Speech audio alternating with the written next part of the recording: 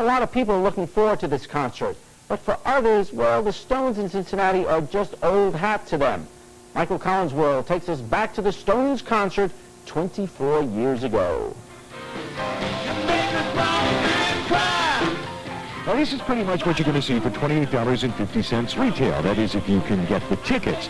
Over at Bogart's auction for charity tonight, they were willing to go a bit higher. I'll spend at least $150. $175. I'm willing to pay about $300 for a turf ticket.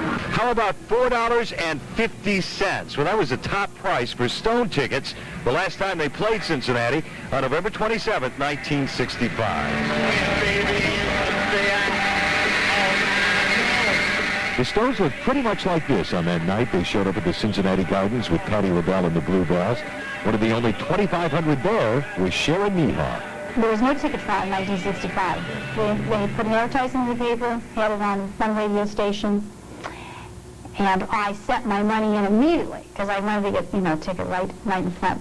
And I luckily did. I think it was about the second row or so.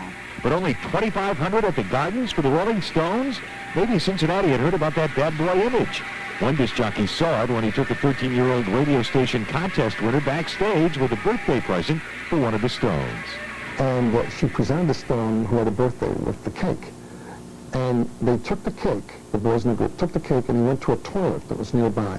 And they threw the cake in the toilet and flushed the toilet. And this little girl just started crying, and we didn't know what to do. We all looked at each other and left the room.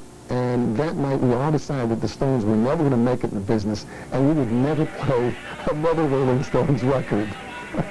As it turns out, the concert in Cincinnati was a shambles. The sound system kept breaking down, and police kept stopping the show. And Jim LaBarbera wasn't the only one who made a promise he didn't keep.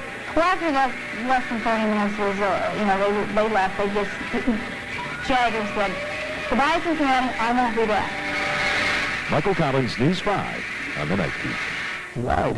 Yeah, they're coming back. And I think the show will be probably a little bit better and a few more people there this time. Think you can get a ticket for $4?